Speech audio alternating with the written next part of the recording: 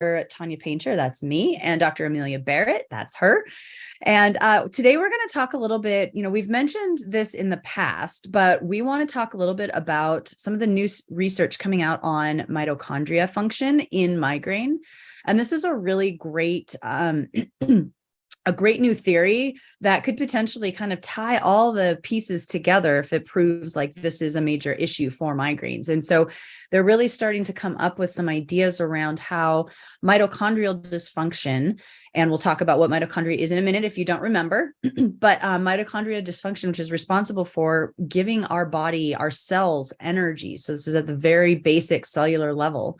And when our mitochondria don't work well, that it will trigger a whole host of issues, but one of them being migraine, fibromyalgia, chronic fatigue syndrome. All of these are being linked to that. So we wanted to take a minute to just kind of go over what the mitochondria is, why it's important in migraine, what are some of the causes behind these mitochondrial deficits, and then give you some more resources to kind of look into this. So Dr. Barrett, welcome.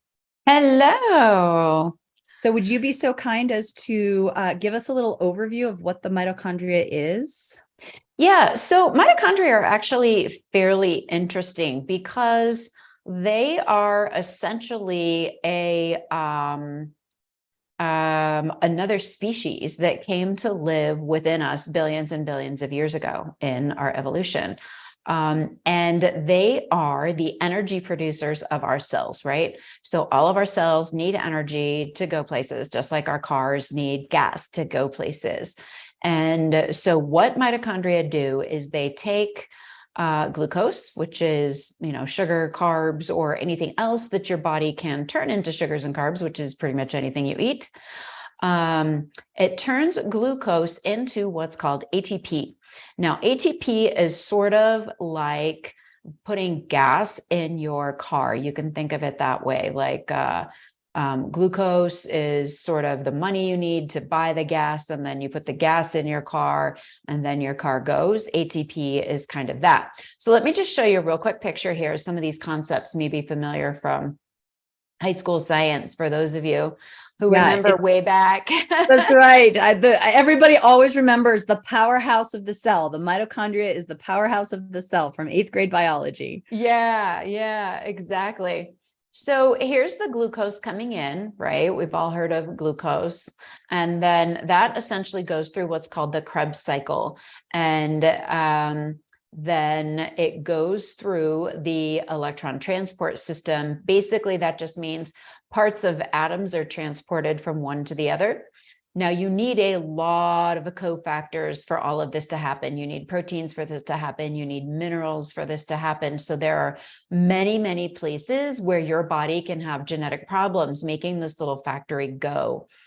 The end product here is you get 36 ATP.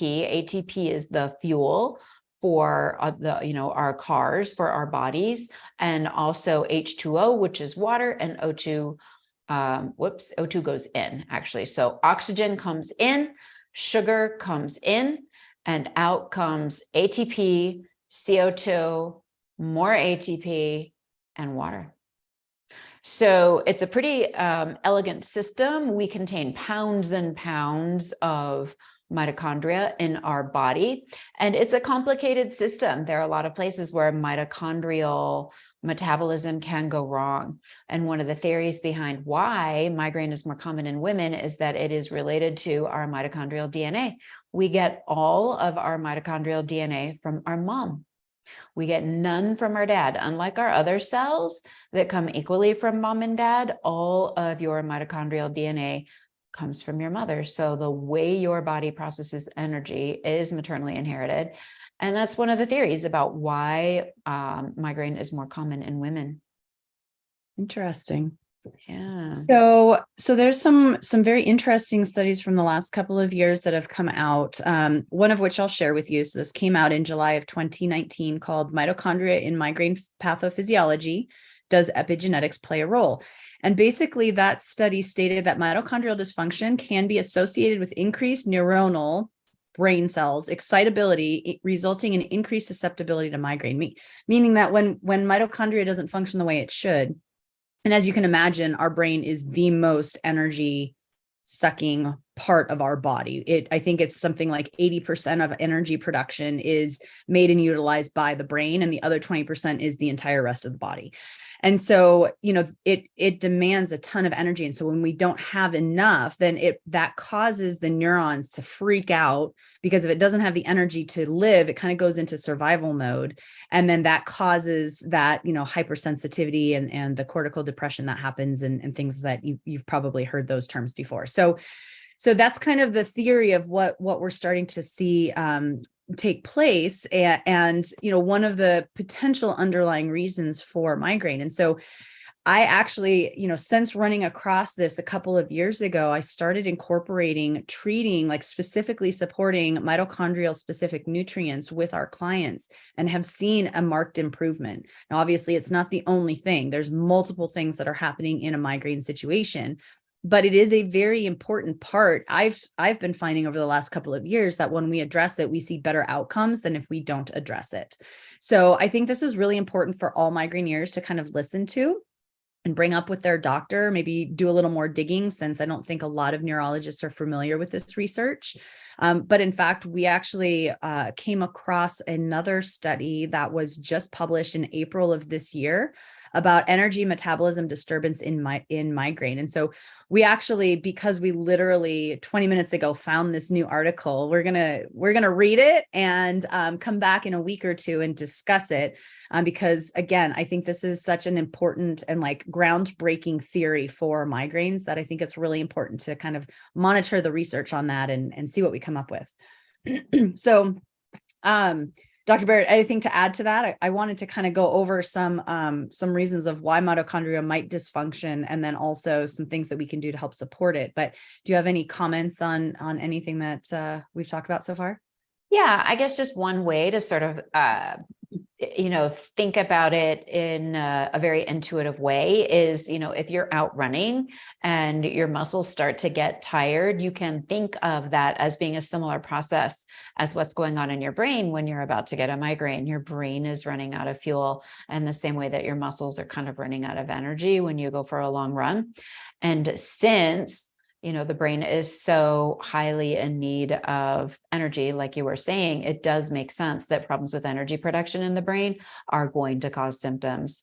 That I think this is absolutely a future area of research and intervention for migraines. I totally agree with that. Yeah. Yeah. Yeah. Interestingly, many of the alternative nutrients and things that are supported and recognized by neurologists, such as CoQ10 and B2, those are nutrients that are very, very important to mitochondrial functioning. So, Yeah. It's very interesting that we found already some of these nutrients are helpful, but we maybe didn't know why. And I think it's probably related to mitochondrial function. I totally agree with that. Yeah, that's why there's a subset of people for whom mitochondrial genetic changes are part of why they get migraines. And for those people, they're going to be particularly responsive to CoQ10 and B2. Yeah. If you don't happen to have that as part of the causes of your migraine, then you'll probably be a non-responder. But for people who do respond, wow, good stuff. Yeah. Yeah. And I really like what you brought up about, the when you're running and when your body is needing a lot of energy, thinking about the brain the same way. And that's actually one of the things that I use to kind of screen our clients to see how big of a problem is mitochondria potentially for them, is asking about their exercise intolerance. There's a lot of reasons why why exercise can trigger a migraine.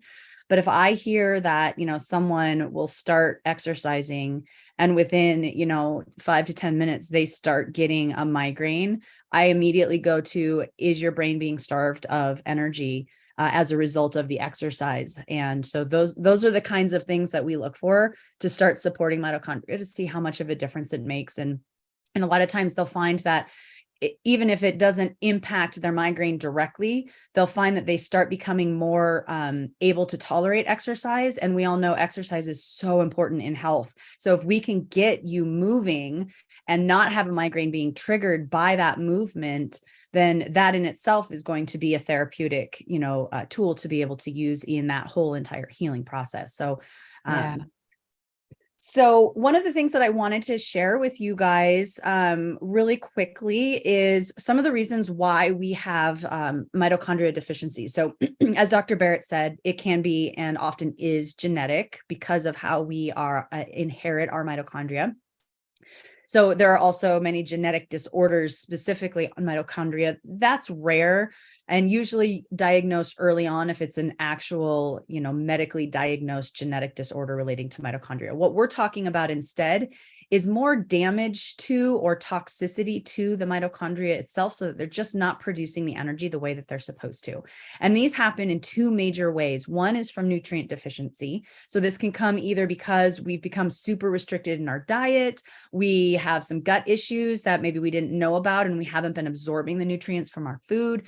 We're not eating highly nutrient dense food. So i.e. a lot of processed, easy to make fast foods will oftentimes be low in the nutrients that our body needs to make ATP, specifically things like a lot of our B vitamins, vitamin C, magnesium, zinc, all of those are really important in function of the mitochondria. And then certain medications, this is another big reason. So drug damage due to, or damage to the cell due to drugs that we use or medications that we use. And interestingly, two of the three major classes that are linked with mitochondrial toxicity is SSRIs. And I don't know when the last time I've had a client who has not been on an SSRI for a long time as a preventative has come across, that I've come across somebody like that. Normally, when I talk to somebody, they're all on some sort of an antidepressant or SSRI. So that is contributing to a mitochondrial toxic picture. Number two is NSAIDs. So our nonsteroidal anti-inflammatories, so aspirin or Tylenol, our Excedrin migraine, right? All of those are also mitochondrial toxic. So they're helpful in the short term, but in the long term, if we're continuing to use them on a regular basis, they're actually potentially contributing to this problem. And then other medications such as cholesterol meds, acid blockers, PPIs, things like that. Those are also known mitochondrial toxins. And then I think there's also diabetic medication. So if you're on, diabetic meds, those also are potentially mitochondrial toxic. So obviously, if you have diabetes or you have really high cholesterol and you have to be on these medications, it's something to be aware of and then to work on managing and offsetting the damage that's potentially being done, as opposed to stopping your medication and working on the mitochondria and then potentially dying of diabetes or something like that, right? We don't want to do that. But being aware of this as a potential problem, you can offset by helping to support mitochondria with the nutrients that it needs to function. So the things that we like to look at to support mitochondria are nutrients such as L-carnitine, fish oil, the B, and all of the B vitamins, and CoQ10. Did I miss any? Those are the four majors, right? Did I miss any, Dr. B? Nope, I think that sounds right. Yeah. Okay. And then of course, as Dr. Barrett mentioned earlier as well, there's a lot of minerals and things. So a good multi-mineral along with a B complex, CoQ10, and some fish oil are all going to be really helpful to support mitochondrial function. And there are other things that you can do to help support that as far as herbals and things like that. We won't get into the details on any of those, but there are actually a lot of ways that we can help to support mitochondrial functioning.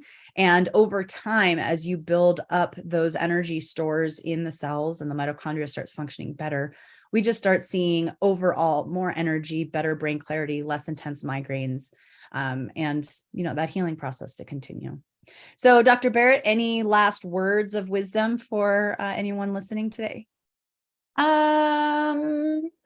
I guess I'll just put out there maybe some recommendations on amounts of CoQ10. The amounts of CoQ10 and B2 that have been studied in people with migraine are pretty high, actually. So the amounts that they did in most of the randomized controlled trials of CoQ10 was 100 milligrams 3 times a day. That's a lot. It's way, way, way more than is in most multivitamins. And same for the vitamin B2. B2 is also called riboflavin. And in those studies, the amount that was used is 400 milligrams a day, which is orders of magnitude beyond the RDA for vitamin B2. And I don't think we really know if it might work in smaller quantities. I think if you want to hedge your bets, at least make sure that your multivitamin has those two in them. If you know, want to just take one pill and not necessarily dive down deep on the mitochondria, but make sure that you're giving your body some. And CoQ10 and B2 are both found in meat. CoQ10 is B2. Actually, is it? Am I saying that right? Yeah, there's some, I mean, B12 is the major B B12 is the vitamin we think major, about yeah. with meat, but yeah, they for sure have B2 and I think turkey and chicken, I think, are really high in B2. Cool. Okay. So there you go. You can go about it through nutrition or add a little supplement. I personally just use those in my multi that I'm taking every way to kind of cover my bases. And everybody should be on a good multi. Yeah. So yeah, great. Any resources for people to learn a little bit more or explore this a little bit further, Dr. B? yeah, if you're interested in really getting to the root causes of your headaches, I would encourage you to join me for my masterclass at migraineclass.com. You'll learn more about new ways to find and fix the root causes of headaches. Excellent. And if you are interested in learning a little bit more about mitochondria specific, my team and I actually did a masterclass of our own last year, and specifically on the topic of mitochondria. We presented some of the latest research on it and some of the ways that you can help to support it, including some of those herbals and other options that I mentioned earlier. So you can find the link for that for the free replay at migrainemastery.org/resources. You can also find it at migrainemastery.org, and there's a little button at the top that says free resources. You can click on that and it will take you to that page that has all of the free resources we have available, and you will find the sign up link for the mitochondria class there.